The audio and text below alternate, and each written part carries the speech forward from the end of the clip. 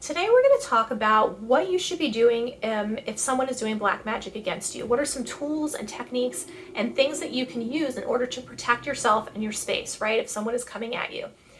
The first thing I'll say before I give you some of these tools is that sometimes in life we think things are black magic when they're actually not. Sometimes in life there are just general situations that happen and occur that feel like we're being punished, or maybe we think somebody's coming at us a certain way. It could just be somebody who is not necessarily doing magic, but just kind of being shitty. And that doesn't count, right? That's a whole other situation.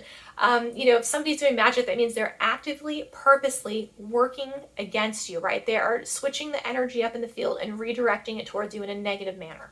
So make sure that you confirm that that is specifically what's happening before you try any of these techniques. The very first and most simple thing that you can do to protect yourself is to do a reversal candle.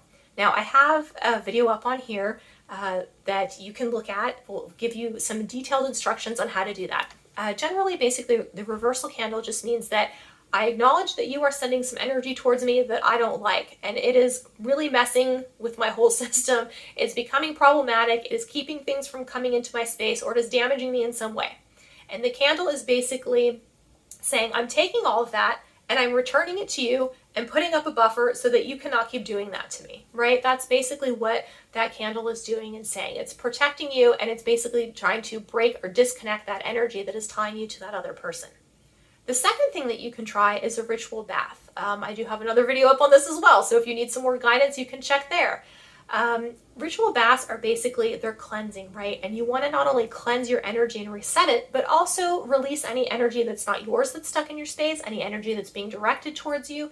And if you do a ritual bath, that's something, one, water is very cleansing, but also two, while you're meditating and taking a moment to really look at what's happening and connect with your body and your energy, you might notice like black sludgy areas, places where there's like dead zone things happening. Maybe your energy centers, when you check in with those, they're not the right color, or there's, stuff that's coming up out of them. So, while you're doing the ritual bath and going through the ritual and doing that cleansing, those are some other things you can check into and look into as well. Also, to make sure with the ritual baths, make sure that you kind of continue it, especially if the energy that's coming at you is very strong. Might not be a one-time thing. Maybe you want to do it 3 times or 7 times or however many you feel is appropriate. Check in with your intuition. It'll let you know. Check in with your body. Scan it every time you do it. It should be getting lighter, and more stuff should be releasing from you the more that you're doing those baths. Another thing that you can do is you can utilize a poppet, right? And so a poppet is just, people will think of them as like, oh, it's a voodoo doll, right? So it's basically another physical representation of yourself. And so one thing you can do is you can make a poppet of yourself, and there's different techniques and different rituals and things that you can do in that area to redirect the energy that's being directed at you towards the poppet or the doll. And so that way it will release that stuff from your space. And this is a good thing to do too, especially if you're not maybe sure who's sending you the energy, what type of stuff is coming at you, or maybe some of the other techniques you've tried are not working. The magic that's coming at you is stronger than what you can combat.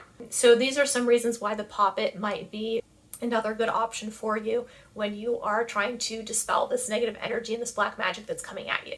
Another really great thing that I like to do is I like to look for energetic cords. Right? Because when somebody has like a personal vendetta against you, whether they have a personal connection to you, and if this is somebody that you know that's sending you this magic, there's more than likely a cord, right? We develop cords with people throughout the course of our lifetimes. So sometimes if somebody has a cord with you, or they have actually gone in and attached a cord specifically to you for this purpose, that is something that you want to remove on your end, and that you can remove on your end. I talk about this in one of my other videos too as well, so if that's something you kind of want to check into, or if you have your own process of something that works really well for you, that is something that I would also encourage too, right? You want to be very aware of your spiritual and your energetic space and see what's in there that's yours and what's not yours, and what could possibly be messing, right, with your energetic system here. And that leads me to the next technique that you can use, and that is energy clearing, right? Energy clearing and energy healing. So, so there's a lot of different techniques like this. Reiki is a very popular one, but there are many other ones that you can use as well. Whatever works for you, That's the right one. If you could do that yourself, that's fine. If you feel like you're in a space where there's too much going on, then I would suggest asking for somebody else to help start that process. And then once you're clear enough, you can maintain it on your own. But I think we have to accept that sometimes we are not in spaces in our life where we can actually do that healing and clearing on our own, and that is okay. I think sometimes we judge ourselves a little too harshly for that, and it's okay to ask for help. So what that will do is, one, that other person will hopefully go in and clear out any cords. They will help rebalance your body in any ways it has become unbalanced, especially too if there's places where that imbalance has allowed other energies to come in, like other holes or little, pockets or things like that. And so if you're firing on all cylinders, it's going to make you more powerful and more strong and able to buffer out and do some of these other techniques, and also to protect your space, right? When you are filled up with that, that light and that energy, it's going to be really hard for other stuff to work its way in. So that is another thing that I would suggest. The last thing you can do here, and this would be probably like situational dependent, is you can do binding spells or any other rituals, like maybe like a sweetening the pot, right? And so what this does is, so if someone is coming at you, you can bind them and you can prevent them and lock them down from coming at you magically in that way. Now, this is something that's very serious too, because what you're doing is you are really constricting somebody else's ability to move. And so you will definitely feel, I will tell you, you'll feel a little, I don't want to say a backlash, but you'll feel like that response from when things get stopped. There's like a ripple thing that kind of comes. So you might get one last little burst of something before that person settles down from the binding.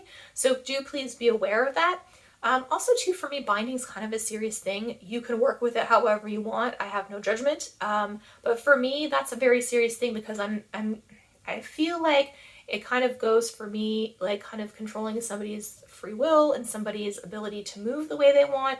Even if that way is harmful, I still feel kind of a certain way about it. So I only use it in extreme situations where I feel like I've tried a lot of other things, and this is kind of the last resort. Like, all right, I tried to be nice about this, but you're not being nice. So we got to do what we got to do here to protect myself and my space. So that is something that is also an option that is on the table for you. If the magic is maybe a little bit not as intense, or you're feeling it, but it's not as heavy or angry, maybe as it could be, or it has been from other people in the past, you could do just a little sweetening the pot spell, just to sweeten the energy around that person, because we don't know why they're doing what they're doing, right? Maybe it's a backlash because of something you did. Maybe they're just angry and they're misdirecting energy towards you. So sometimes too, having that kind of like, I'm getting like the compassion for that person a little bit too, to try that and see if it works. But I would use that more on like smaller scale stuff.